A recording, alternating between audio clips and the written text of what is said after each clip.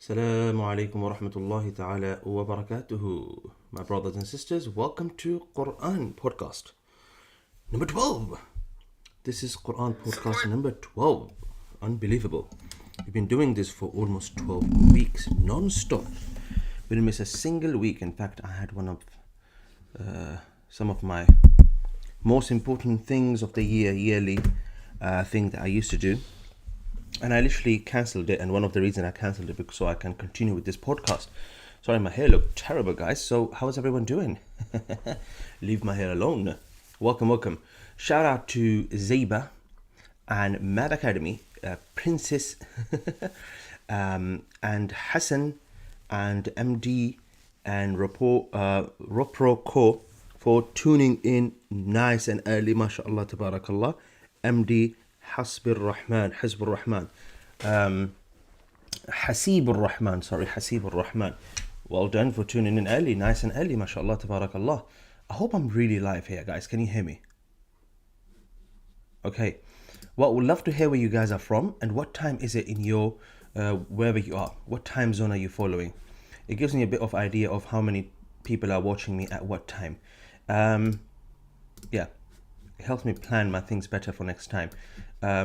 Sometimes I am doing certain things at a specific time because this is the only time I have, but I do consider doing things at a specific time. Podcast.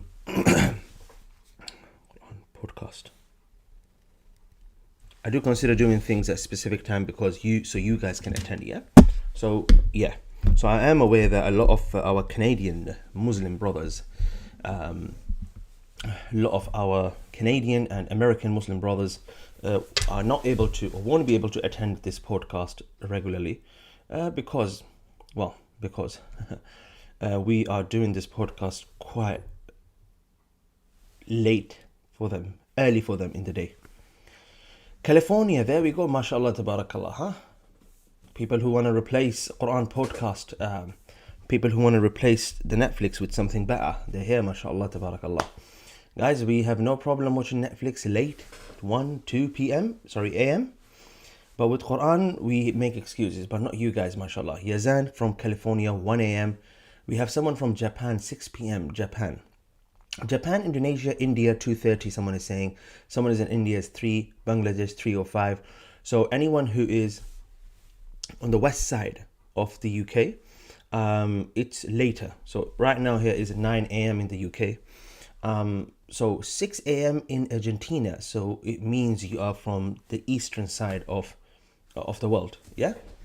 Marwa 906, why do you have the same time zone, Marwa? Oh, does she live under this floor? Okay, those of you in London, okay, 2:06 a.m, mashallah. So ahlan wa sahlan, guys. So what we're going to do now, we are going to start today's podcast, and today's podcast is going to be very, very important. And I promised yesterday, I made a short clip and promised everyone that I'm going to be giving them some tools, some important tools to finish Quran in the month of Ramadan. My aim here is not to make this podcast as a selling billboard, live selling, whatever you want to call it. This is not why I'm here. I'm not here to sell my online program. In fact, I'm here to give you as much as I can, inshallah ta'ala, today, so you can actually go and finish Quran on your own in the month of Ramadan if you can. So we're going to talk about some important tools and some important methods that you need to apply to finish Quran in the month of Ramadan. I hope you all are ready. Yeah? As it says in the title, today we will be doing verse number 15, my brothers and sisters. Verse number 15. We'll be learning this verse, and we are going to be, inshallah ta'ala, discussing certain things about this. So let's start with Quran, inshallah ta'ala. That's why I got my topi here, because we're going to start with Quran. For some reasons, whatever this pillow is behind me, it's not making me. There you go. Look matters. So focus with me, guys. And before I start, inshallah, hit the like and share button, please. Hit the like and share button. It'll help us reach more people. Of course, there are a lot of people who sign up to this podcast or, hit the notify button, but sometimes people forget. Yeah, people still can forget. So hit the like and share button. At least share it with one person. Don't worry, I'm not going to say anything weird on this podcast, so no one will have to pull you on a side and say, what type of podcast you told me to watch? It's not going to be like that. أعوذ بالله من الشيطان الرجيم Bismillahirrahmanirrahim. This is the verse that we're learning today. Yes? Including the word that we see on top of this. Okay? So, of course, you guys are going to say, Ustad, why do you put them in two separate boxes? There we go. For your own peace of mind. Pay attention. هؤلاء قوم اتخذوا من دونه آلهة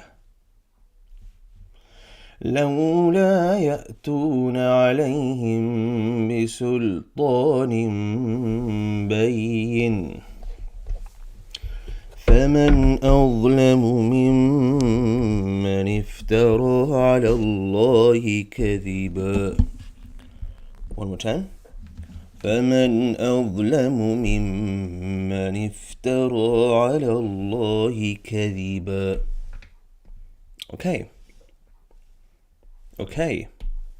Alright, guys. So this verse is almost 2 lines long. Unless you have a deep breath and you can do these 2 lines in one breath. Something like Bismillahirrahmanirrahim.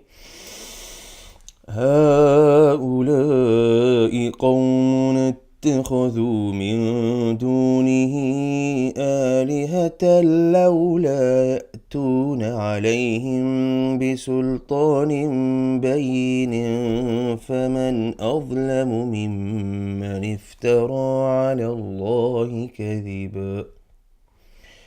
If you're not skilled and you can't do this, then you gotta stop on these marks. So let's discuss these marks. This mark here is Saleh. Does anyone remember from our previous podcast what does Saleh mean? This is podcast number 12. I expect you guys, for those of you who are watching me live, to know these things by now because you've been watching me constantly. For those of you who are new, sit back, relax and learn, inshallah ta'ala.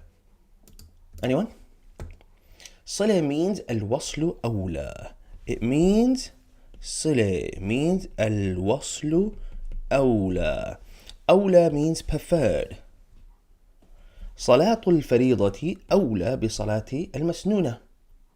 MashaAllah. Shout out to Latifa for giving us the right answer. Well done, Latifa. A badge for you. Awla means preferred or prioritized. Something that is more priority on something. Wasl means to connect. For example, the word Silat al-Rahim. Who knows what Silat al-Rahim is? Silat al-Rahim. It means to keep ties with the family, to connect ties with the family. Something that we don't want to do nowadays. But some random, son of random, daughter of some random online. Oh, we are best friends. Really? Okay. But your cousin, your uncle, your auntie, I don't like to go to their house. Okay. Silat al-Rahim. Al-Waslu Awla. This sign means it's preferred. It's better if you continue. Yes? It's better if you continue. Now, should you stop? Yes, you should, because you're a learner. You're someone who is learning to recite Quran. Your aim is not to recite the entire verse in one go. Don't act pro. If you want to act pro, pick a easier surah. Pick Surah Al-Fatiha, pick Surah Al-Nas. Yeah? Don't pick a verse that you are not used to reciting and then try to recite it like a pro. Are you guys with me? This is an advice from a teacher. Teacher has been teaching for 12 years. Don't do that. The number one issue, or one of the major issues that people have when they're reciting Quran, in their recitation, the problem is that people are trying to recite, without stopping. They cannot hold themselves while they're reciting. It's like as if you are falling off the cliff. I'm telling you this because I host a show called Alif Lam Mim Show on Eman channel. And so, majority of these people, when they're reciting, I just wish they understand this. Guys, a lot of people, they recite like this, as if there's a mountain and as if they are here. You know when you are coming down like from the mountain, it's almost impossible to hold yourself in one place because as you go down, you're getting more and more speedy, yeah? And you find it really hard to stop as you go in that flow. Yeah, as you're in that flow. This is how people recite. They start reciting from here, and they're trying to get to this as fast as they can, or they're trying to aim to this. This is a wrong approach. This is a wrong approach. Your approach should be as if you are standing on a cliff, and you are on this side, and you're going to stop here, you're going to stop here, and you're going to stop here. This is the approach that you should take. So for example, to a lot of people, Bismillah, read me Surah Al-Fatiha. And they read, Bismillahir Rahmanir Rahim, Alhamdulillahi Rabbi. You know what they're thinking? Dallin, Amin. As fast as they can. And someone told them, I don't know who told them, someone told them, if you do that, then you're very good. Just do it fast. Get to the end as fast as you can. No. I'll give you an analogy. I swim, yeah? And I wanted to improve my swimming. For me to improve my swimming, I was trying to go faster and faster until I realized that it's not doing anything. I end up drinking some of the swimming pool water because I'm trying to get from one point to another point as fast as I can. I can't improve like that. I realized I cannot improve if I'm focusing on the speed. So what I did, I slowed down. And I started thinking, how can this person who's swimming right next to me, he can go half the swimming pool without taking a breath. So he's take one breath and he can go half the swimming pool. And me, my head is coming up 3 times as I am trying to get to the other side of the swimming pool. So try to understand this analogy because it will help you. So here's a swimming pool. This is the half. I take breath once, twice, 3 times while I'm swimming to the half. And the other person is taking 1 breath only, which is amazing because then you can focus more on the swimming, right? So you don't have to worry about taking breath. It wasn't the speed. It wasn't the speed. It was about controlling your breath.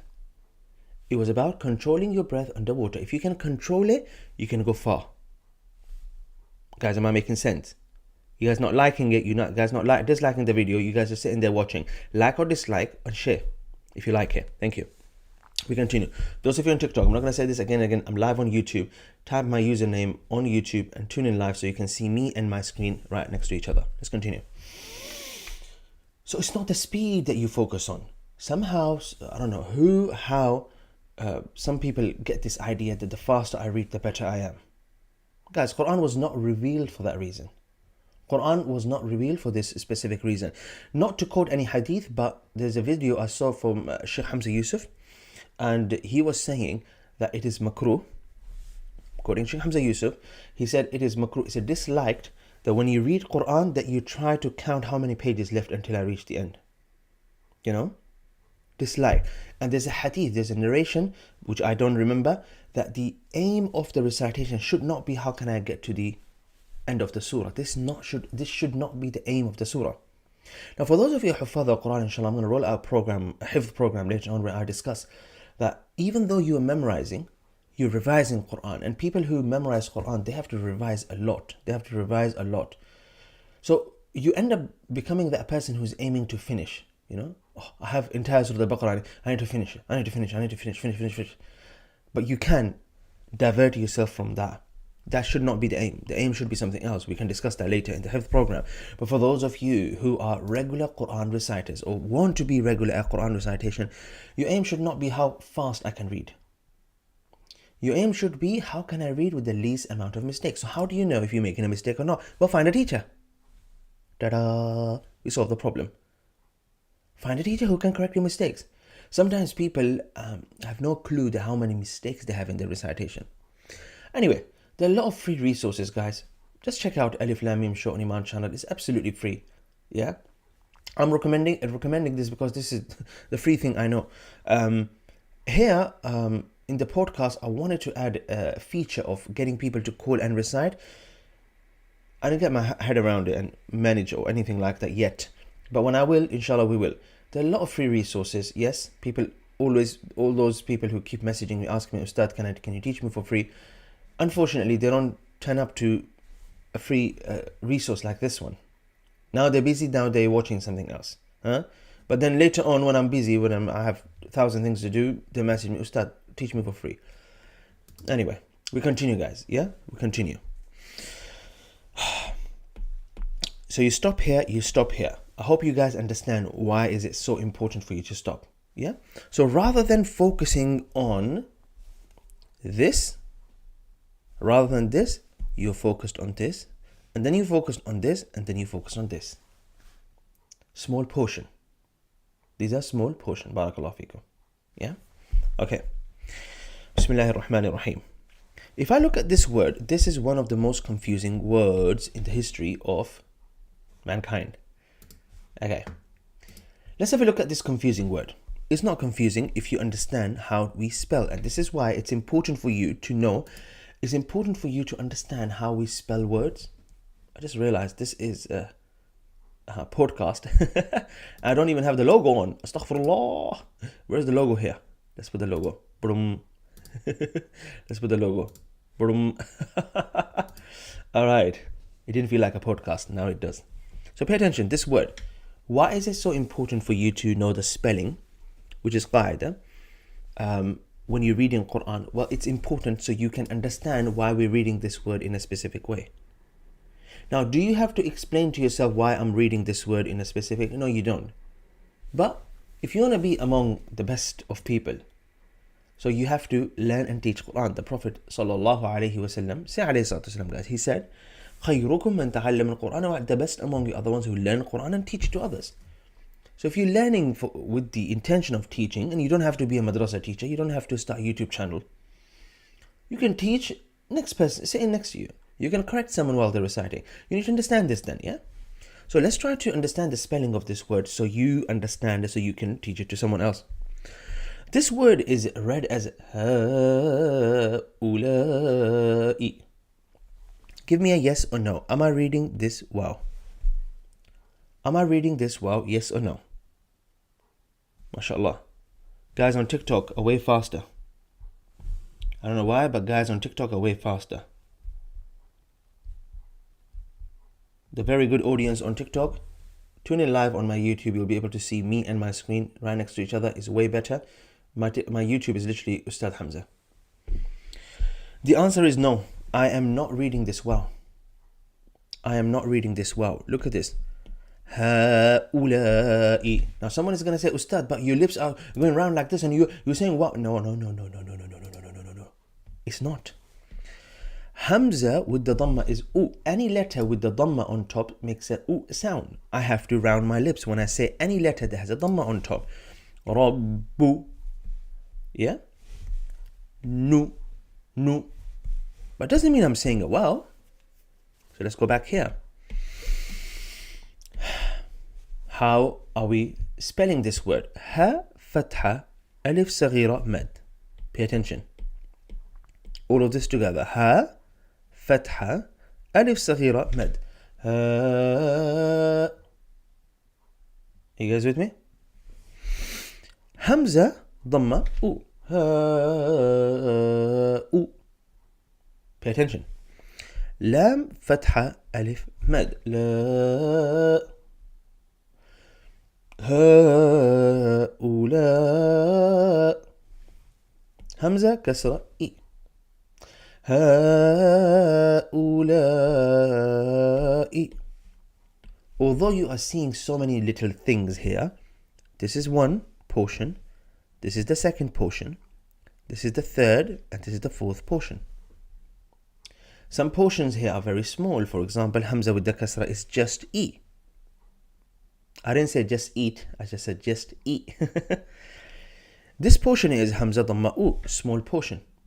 Whereas this one and this one, they're quite large. There are so many things that are making one sound. Are you guys with me?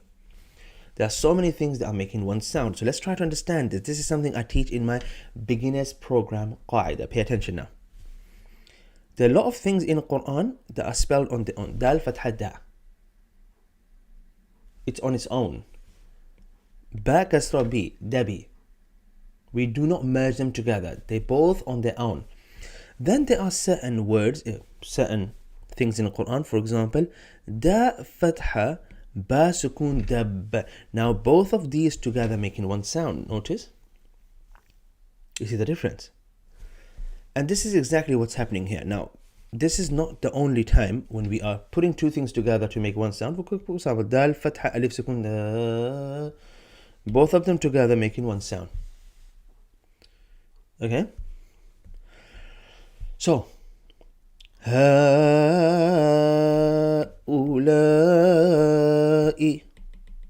Okay? Now let's discuss what we call stretching letters so you understand why I'm stretching ha and lam. I should have asked you guys. Why am I stretching ha and lam? Again, this is something I teach in Qaida, chapter number 6.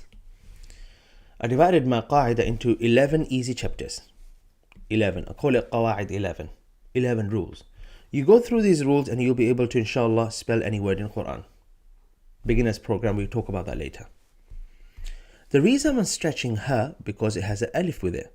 A small stretching alif. The reason I'm stretching lam, because it comes with the alif, a stretching alif. A stretching letter in Quran, there can only be 3 stretching letters in Quran. It's either alif, waw, and ya. These stretching letters will never have this or this or this on top. These stretching letters will never have a sukoon on top. These stretching letters are going to be empty or they will have mud on top. Alif comes after a letter with a fatha, waw comes after a letter with a dhamma, ya comes after a letter with the kasra. Just pretend I didn't say this. Let's go back to this. I'm here to make things simpler and easier, not difficult. Pay attention now. Ha, that has a fatha, is coming with the alif that will stretch it. So without this letter is ha-ulai. It is ha. With the alif, it's ha. Hamza dhamma u. Lam with the alif, la. Now let's talk about this, the most challenging letter in this word. Are you guys with me?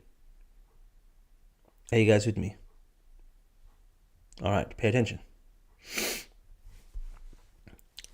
If the Hamza, I'll explain right now. If the Hamza came before waw, if this Hamza came before waw, like this, Hamza dhamma waw sukoon, then it would be ooh before waw. Before. This Hamza is not coming before waw, it's coming right on top of waw. Which means we cancel waw. When Hamza comes on top of alif, we cancel alif. We don't read alif, we read the Hamza. Are you guys following? When Hamza comes on top of ya, we don't read the ya, we read the Hamza. Just trying to look for an example. We don't read this ya, we read the Hamza. That's the rule with Hamza. Pay attention now. We are not reading this waw. However, if Hamza comes before this waw, Hamza with the dhamma,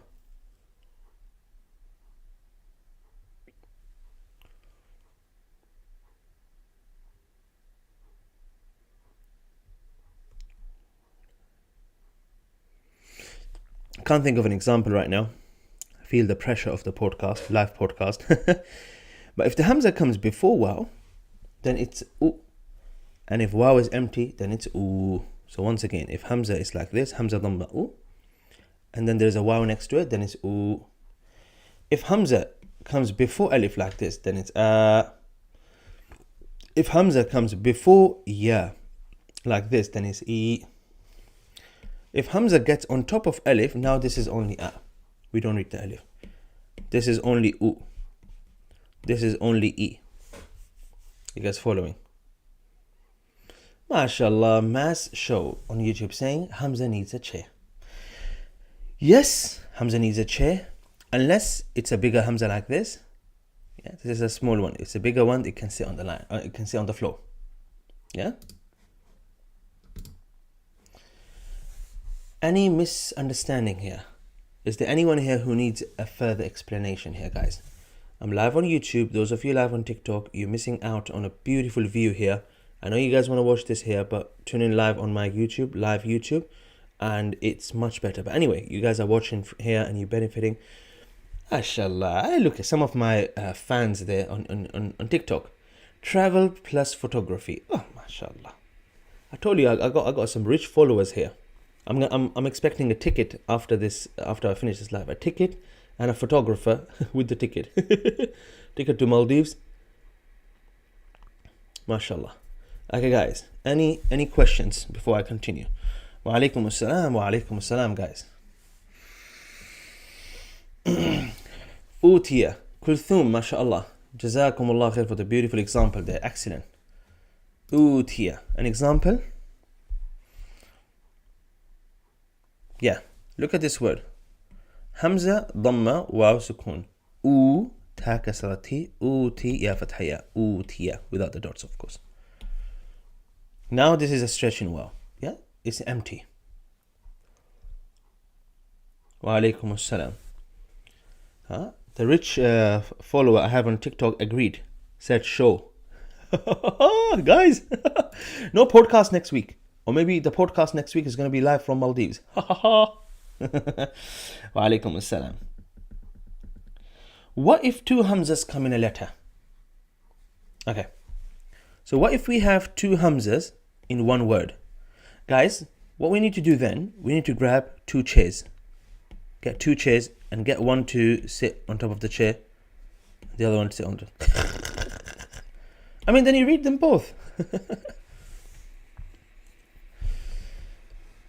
I'tina bi'adhabillahi. There's a word. Hamza kasra, Hamza sukun. Ta kasrati. I'ti, noon fatha al-sukunna. I'tina. You read it. My 8-year-old is benefiting from your example watching with me today. MashaAllah, tabarakallah. Who's the 8-year-old? Listen. Gotta behave and listen to your parents. Yes? Don't tell me but this. Gotta listen to your parents. You gotta behave, inshallah. And I'm sure you are. Alright. Kids need to be told this. Nowadays, kids need to be told this. Okay, shall we continue, guys? How to pronounce with the ulta pesh? Okay. Someone is asking about the ulta pesh. I think that's a different type of Quran. Sorry, I'm teaching this specific style of Quran. Yeah, I don't want to confuse my viewers, so we're gonna stick to this style of Quran, inshallah ta'ala. Guys, there's 62 of you, and I hope 62 likes. Why 41 likes? I mean, I'm okay if the rest of you dislike the video. I'm completely fine with that. Yeah. I love haters. I love haters. But you gotta hate or you gotta love. You can't just sit there, do nothing. Alright. Okay. Now a quick question. I get this question all the time. Ustad, what if I learned Zabar Zer Pesh? तो फिर आप मुझे बिरयानी लाके दें और हम discuss करते हैं बात ना फिर ऐसे ना आइए ना बिरयानी लेके आइए बैठ के ज़बर ज़ेर पेश की बात करते हैं guys. Look, regardless, it doesn't matter. You know what matters? So, qaida, there are two toolboxes, yeah? One toolbox is called qaida. The second toolbox is called qaida. The second toolbox is called the toolbox called tajweed. Give me a rough guess. Why do we use these toolbox? What's the point of this? By the way, none of these toolboxes existed at the time of the Prophet. So if someone come to you and say the Prophet taught tajweed, no. If someone said to you, Sahaba used to learn qaida, nope. Nope, this is innovation. Qaida, tajweed, these are innovations. Guess, why do we use them?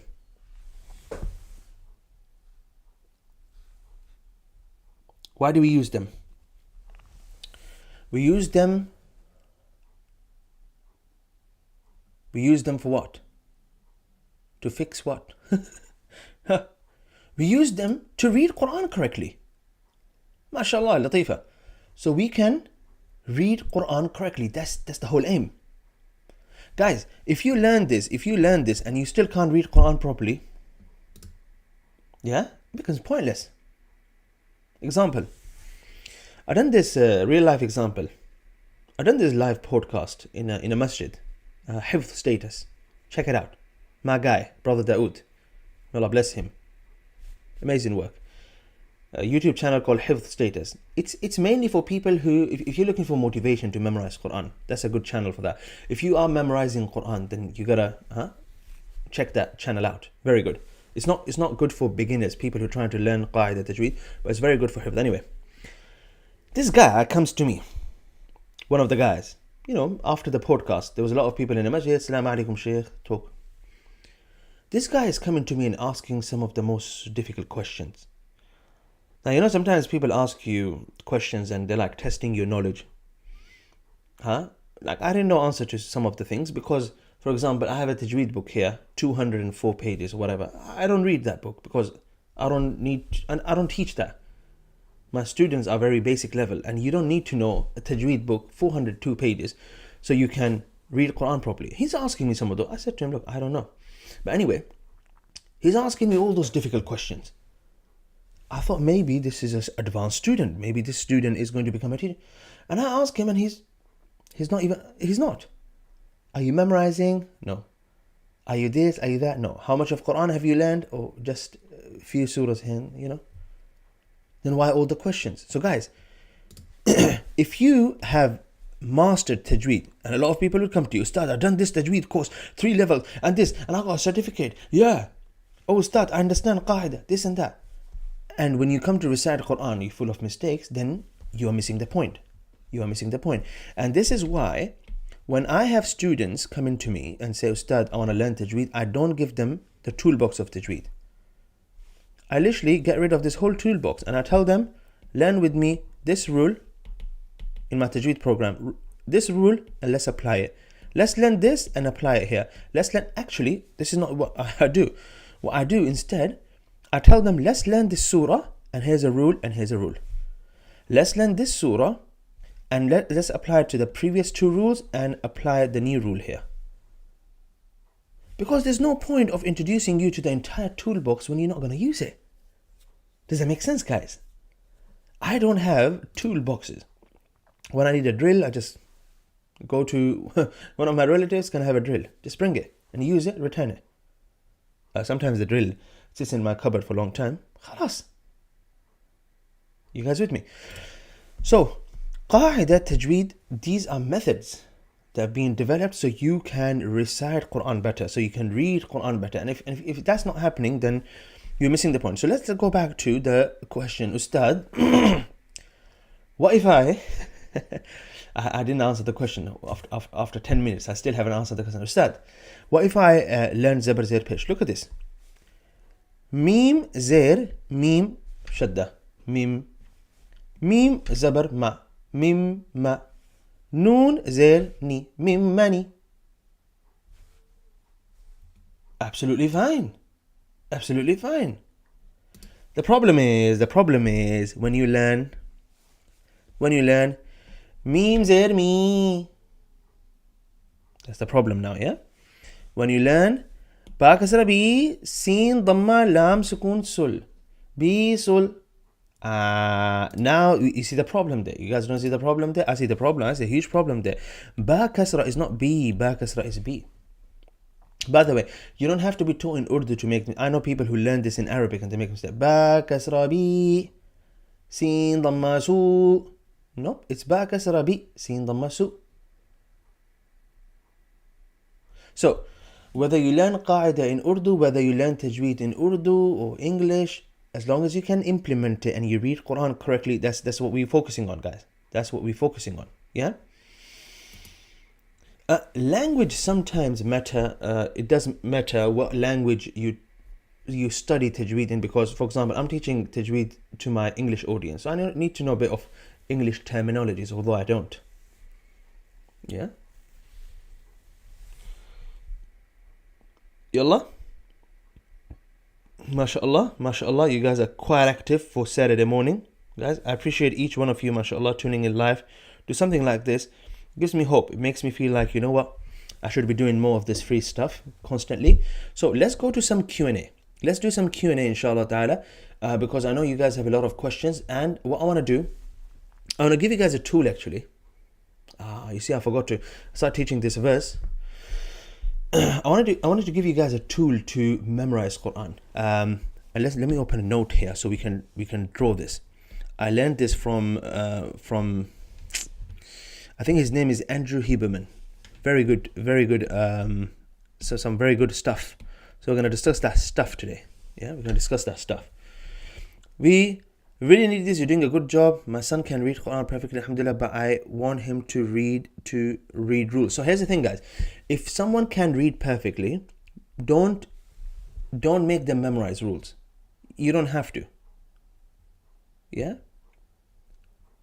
You don't have to make them memorize rules. When I, some of the institutions now, if you want to become a teacher, they will make you memorize rules so you can teach them to students. But when I memorized Quran, we didn't have to. Yeah. As long as he can implement it, as long as he can sit in front of the teacher and he's reading, and teacher says it's a very good reading, khalas. Yeah. Okay. I'm from Malaysia. Someone said, wa alaykum as-salam. Ustaz Asim Khan went to Malaysia, and he was very amazed with the hospitality of people of Malaysia. So mashallah.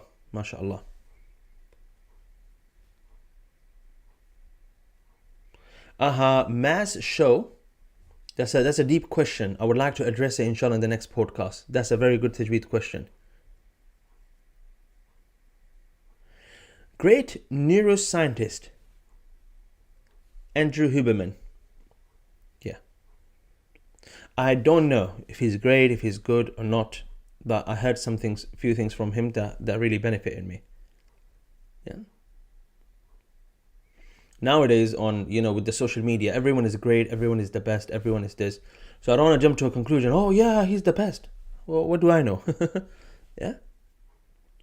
Okay, let's go and discuss this tool because a lot okay.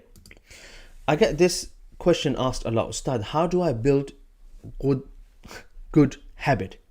Good Quran habit. Ustad, I have kids.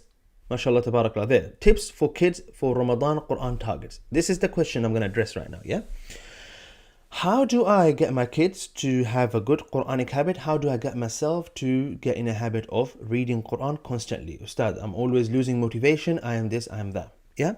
So let's discuss inshallah ta'ala this topic now, as we are getting closer to the month of Ramadan and a lot of people want to finish Quran in the month of Ramadan. So let's discuss this topic. Oh, okay. Have a look at this, guys. Again, this is something I learned from a podcast from this guy called Andrew Huberman. Very, very good. But this is something I learned earlier with my teachers. So here are two things, but I'm just going to word them differently here, yeah? So there are two things. You have what we call habits. Yeah? Habits. I'm not sure if it's double B or single B. You have two different type of habits, guys. Yeah? There are habits that are easy. There are habits that you find them very hard. For example, some people, I don't know why, some people find it really hard to brush their teeth in the morning. An example, some people find it very hard to read Quran every day. It is a habit that causes a lot of effort for them to do. They're not used to it.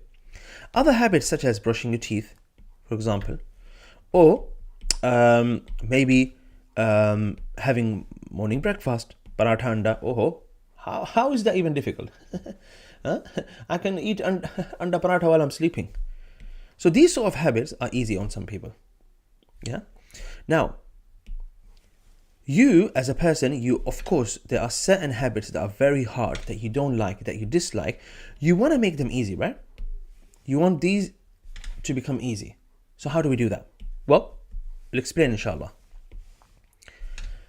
It takes time for you to form habits. A few years back, I was doing this program, and someone was discussing in this program, and they were saying it takes 60 days for you to form a habit. To form what? A habit. Which means, if for the next 60 days you wake up every single morning and the first thing you do is to read Quran, then after that, it's going to become completely effortless for you to do it. You're just going to do it automatically. After listening to Andrew Huberman, I'm coming to realize that this is really not the case. Sometimes, some people, it'll take them few days, just few days to form this habit.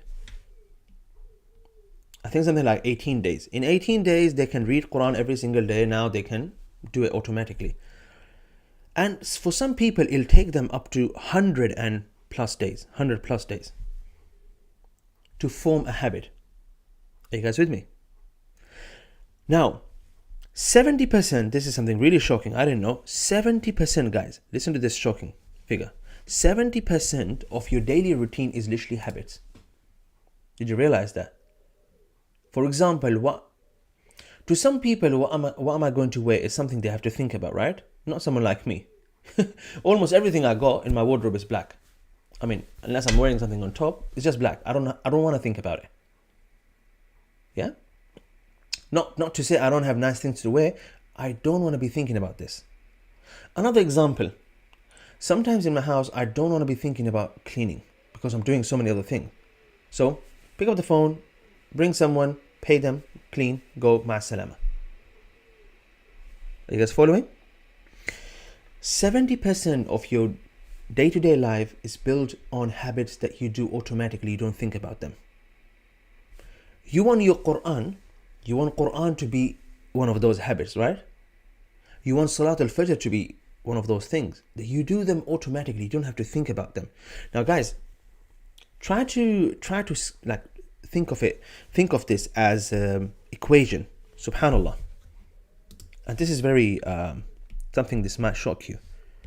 How many of these 70% habits that you do without even thinking about them are pleasing Allah Azza wa Jal? And how many of these are displeasing Allah? Let's be honest, guys. Let's be honest here, yeah? Majority of our habits are either time wasting, yeah? They're either wasteful habits, like habit of going on social media. It's a waste of time, but we do that. You can tell me, Ustad, but I go on social media to do this. No, when you have important things to do, you shouldn't be going on social media.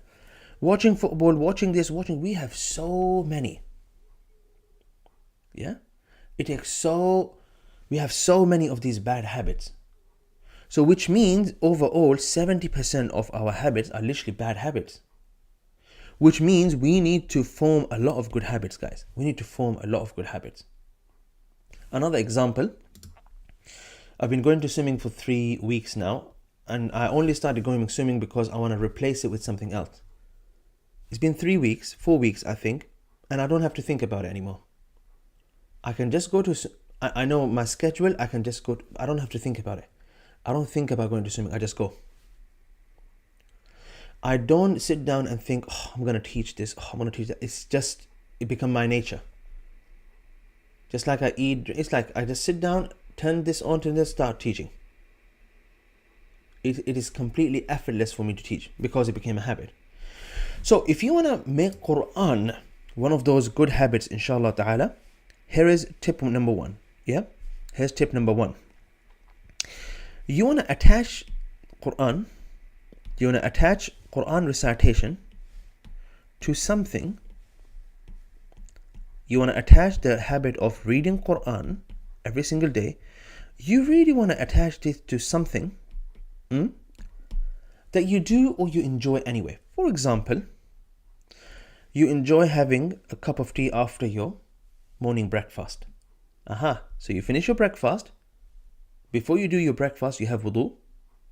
And so what you do when you're having your cup of tea, now you're going to be reading your Quran. So now reading Quran with the cup of tea. This is not something I recommend. Yeah. This is not something I preach. Oh, do Quran and do this, do that. No. Quran need your full attention. This is a book of Allah. But I'm just trying to give you an example here. That you put it with another thing. For example, for some people, if they have a teacher, so they attach reading Quran to a teacher. So there's a teacher, and this teacher is going to be motivating them. So for example, it's harder for some people to think, I have to read Quran today. But if they have a class, they will just say in a class. They have to now. They force themselves to do. Are you guys with me? This is why with my online programs, we have 2 classes a week. Even if you don't want to do it, like I try to keep it fun and simple. So students who tune in live in our classes, this is enjoy it. So next week they don't have to think about it, just come automatically. So this is tip number one. The second tip is, guys, you know, when you wake up in the morning and you know that your priority should be Quran. So one of the first thing you're going to do as soon as you wake up, that you are going to be doing your Quran. And then maybe there's an exercise or something. So look, as soon as you wake up, you're up. Think through, walk yourself through the list of things that you're going to do. I know you don't like doing them, but walk yourself through them. This is 1, this is 2, this is 3. Before you touch your phone, before you start doing all the other things, I want you to walk yourself through. I'm going to wake up, do my Fajr, do my Quran, and then I'm going to go and do my exercise, and then I'm going to clean, whatever, and then I can do this. Think about it. Because, why? Because you're trying to train your brain to think of the things that you want to do. I know you don't like to do them, you don't want to do them, but you're walking yourself through it. Guess what? It becomes easier. It just becomes easy for you to do it. And I've tried this and it works. And I tried this and it works. So for example, I don't want to go to swimming, for example. So I just close my eyes and think, I'm going to pick my bag, go this, do this, and I'm out. So just thinking about it makes it easier for me to do. It's like as if you are rolling out carpet, red carpet. You're welcoming yourself to do this thing. It becomes less painful. But guys, Quran, it's a habit. Yeah. Any tips for tahajjud, Ustad? I don't pray tahajjud regularly, so I can't give you advice on that. Yeah. But you can definitely form good habits, guys. So now what you want to do, you want to fill your life with a lot of good habits. So start with Quran. Why? Because once you have a habit of reciting Quran every day, wallahi, your day will be full of barakah. I said this before and I'm going to say it again. It is amazing and it is 100% an absolute truth. Listen to this, yeah? This is shocking for some of you. I don't know how, but if you make 30 minutes, if you free 30 minutes to read Quran every day in the morning, 15 minutes, guys, 15 minutes. If you tell yourself, I'm going to read Quran every single morning for 15 minutes, I don't know how, but somehow you will have more time during the day. I know you have work, I know you have to go to college, I know you have to do this, whatever. If you force yourself to sit down for half an hour to read Quran, you'll have more time during the day. Wallahi, it is amazing. Why? Because a lot of us think of time as a mathematical equation. I have 10 hours, I need to do 10 things, and each thing takes 1 hour. Take 1 hour for Quran, and 9 hours will be more than enough for your 10 things. Wallahi, it works. Another example, you know people who go and pray in a masjid. You know people who go and pray in a masjid every single day. These people have the same clock, that watch that you have. It's no different. These people have time to go to masjid and pray and come back and get on with their life, just like you and I. The only difference is you and I, we think that I don't have time for that.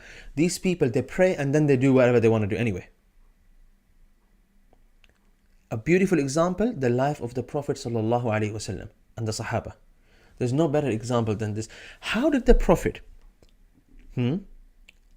with multiple wives he had, with the huge responsibility that he had of the entire ummah, how did he have time to read Quran during the night?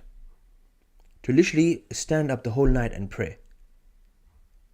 In one of the narrations, حتى تتفطرت قدماه, if I'm saying it correctly, until the feet of the Prophet, it was swollen because of him standing on his feet.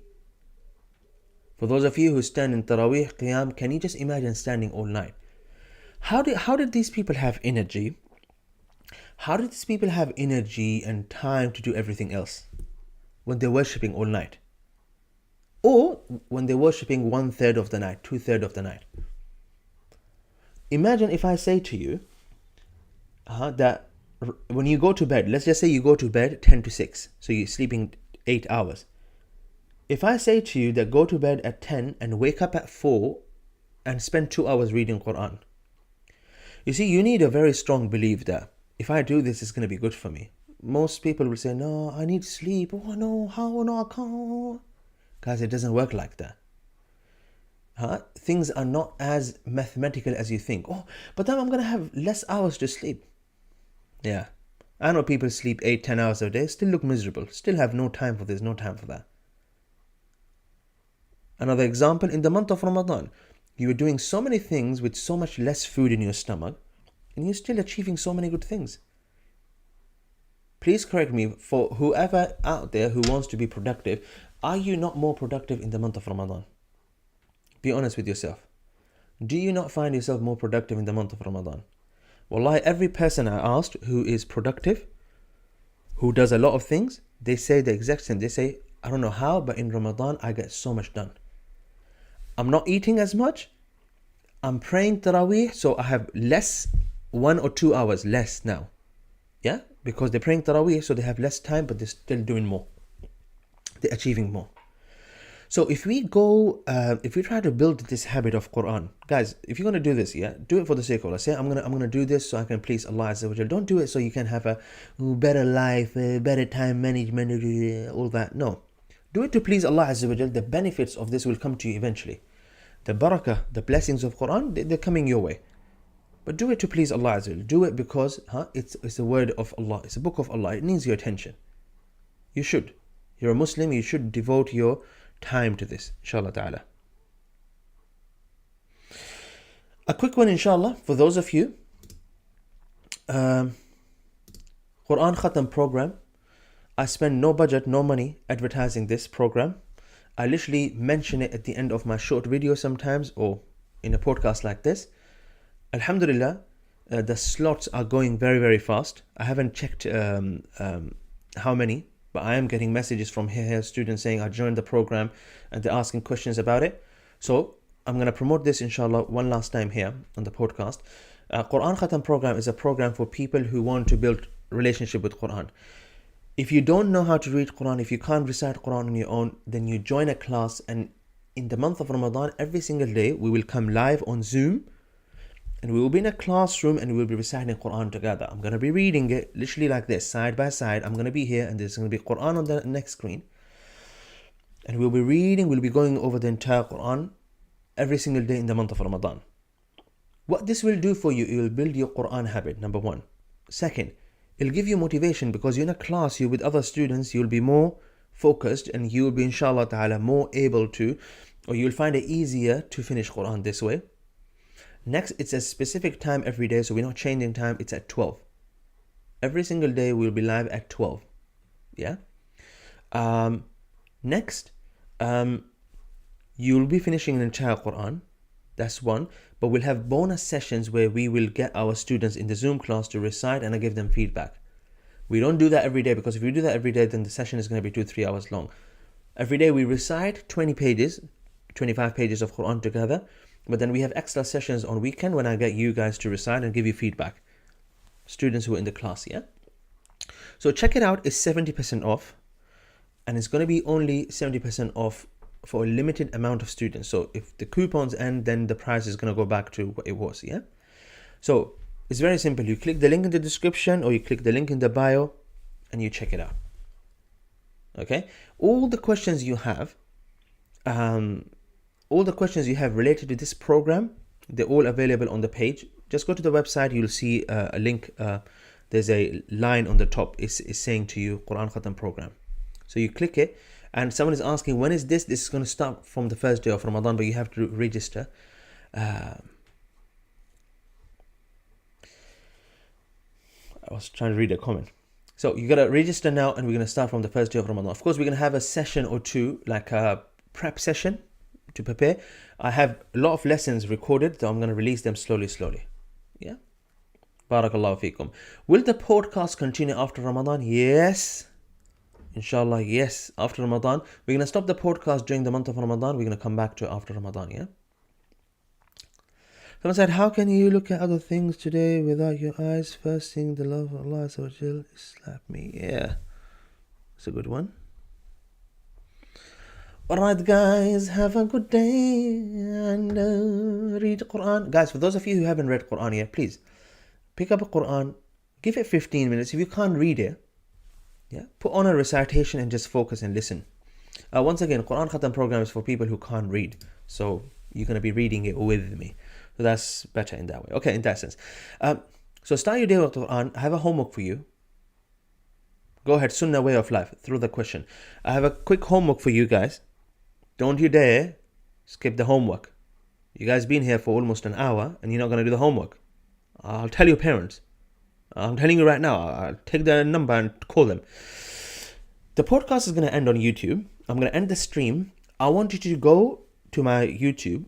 This video is going to be the top video. Give me 3 things you learned from today's session. It's for your own benefit. So you're going to find this video on the top of my YouTube page. Click it and tell me 3 things you learned from today's podcast. All right?